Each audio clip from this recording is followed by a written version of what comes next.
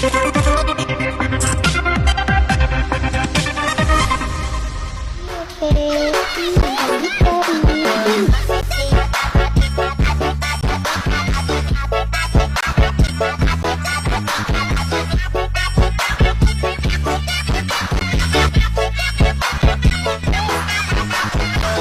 tarak tak dung tarak tak dung tarak tak dung dung tarak tak dung tarak tak dung. Pemirsa, sejak bercerai dari komedian Sule Sutisna pada tahun 2022 lalu, Natalie Holzer benar-benar berubah jadi sosok yang sangat berbeda.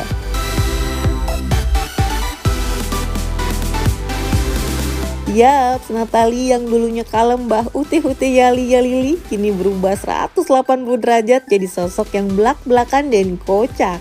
Malahan Natalie juga sering balas-balasin komentar julid Mama FB dengan kalimat sarkas yang bikin netizen ngakak. Gak sampai di situ aja, Natalie juga pamer barang-barang mewah miliknya demi membalas nyinyiran Mama FB.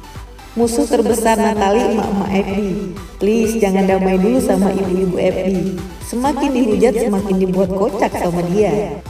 Mungkin karena kegeraman aku sebenarnya. Jadi aku tuh ada aja lagi anteng, adem ayem, ada aja ibu, aku sebutnya ibu-ibu FB ya. Kenapa aku sebutnya ibu-ibu?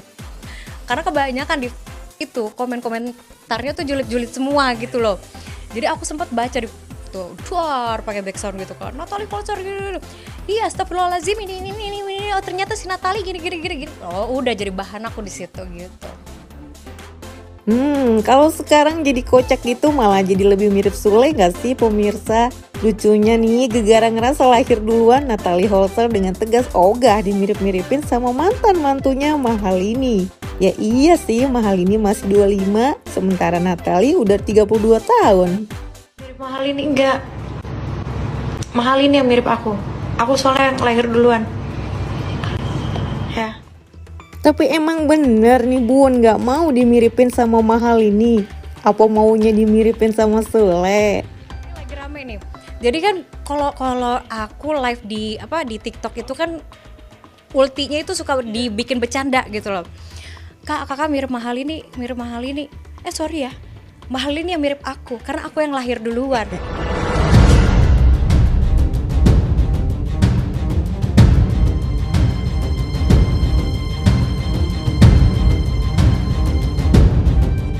Mahalini itu sama aku itu, Mahalin sempat ngomong, Kak banyak yang bilang aku dimiripin sama Bun, banyak yang bilang aku dimiripin sama Bunda. Iya ya kita mirip ya. Terus Iki juga iya ya mirip ya, lama-lama dilihat ya gitu kok.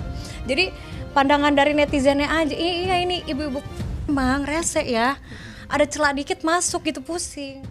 Sayangnya di tengah keseruan sosok Natalie yang lebih ceria dan kocak, ada aja oknum-oknum yang ngerusak mood ibu satu orang anak ini.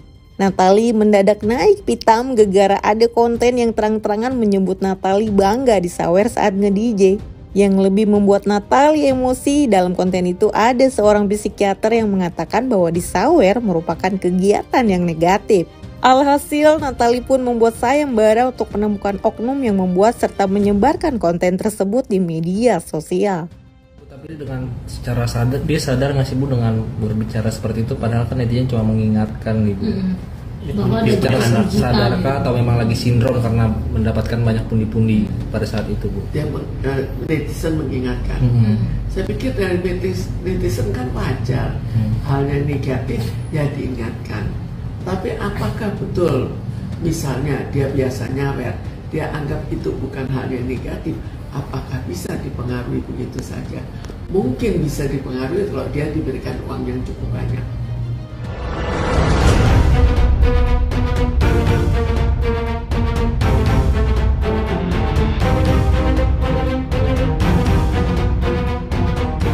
Mau bikin berita itu yang bagus-bagus nggak apa-apa. Kalau mengenai aku juga nggak apa-apa. Tapi kalau misalkan udah bawa-bawa anak aku, itu aku pasti maju paling depan gitu.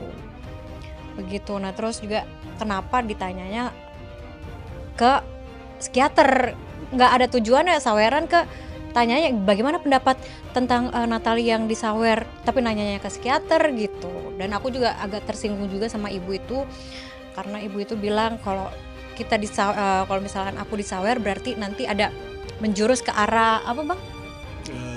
ini apa tadi arah yang bisa di inilah, Iya. bisa dibungkus lah gitu. Kalau jadi pandangan dia tuh kita kalau disawer itu bisa dibungkus gitu loh. jadi tendensinya kan negatif gitu ya munculnya, Iya. gitu. Itu sih yang bikin aku gondoknya tadi. Tapi tadi karena aku bikin sayembara di Instagram, aku bilang gini, aku tunggu, aku cari, maksudnya sampai hari ini nggak ada minta maaf, nggak ada apa, aku lanjut gitu.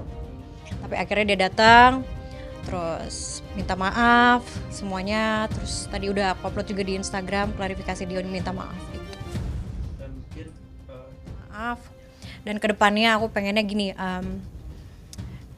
DJ itu sama aja kayak musisi, sama kayak penyanyi dangdut, pemain drum, musisi lah semuanya, pemain musik gitu. DJ itu pemain musik, janganlah anggap yang negatif. Apalagi kalau misalkan disawer, nggak cuma DJ yang disawer, penyanyi dangdut disawer, ya kan, semua penyanyi disawer, orang nikah aja disawer, banyak kok. Orang Batak tuh yang kayak gini-gini tuh apa? Tortor. Nah itu juga adat Sunda juga ada. Jadi jangan dilihat dari sebelah mata gitu aja.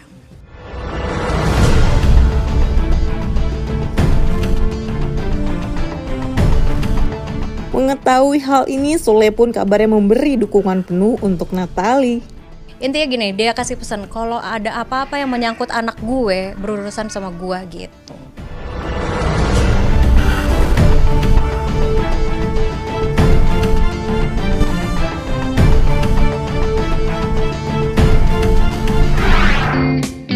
Cie masih saling support tuh Bunda Natalie sama Kang Sule.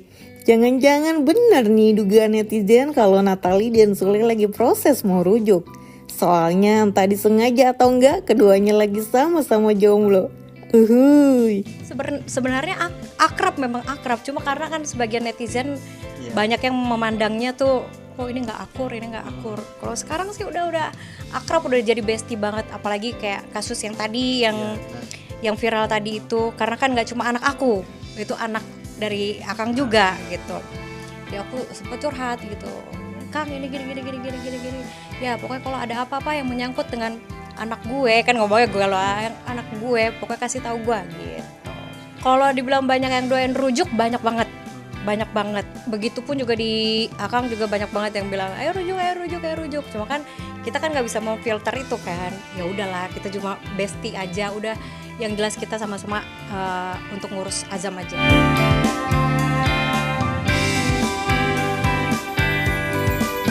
Oh, cuma jadi bestie aja nih sama Kang Sule.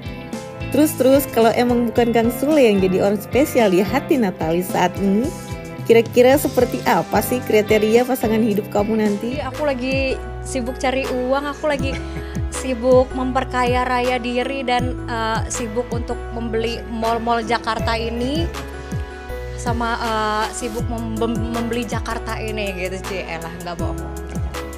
Kalau aku sebutnya sekarang takutnya salah sebut gitu, takutnya nanti beda gitu. Pokoknya yang penting orang itu pekerja keras, itu satu.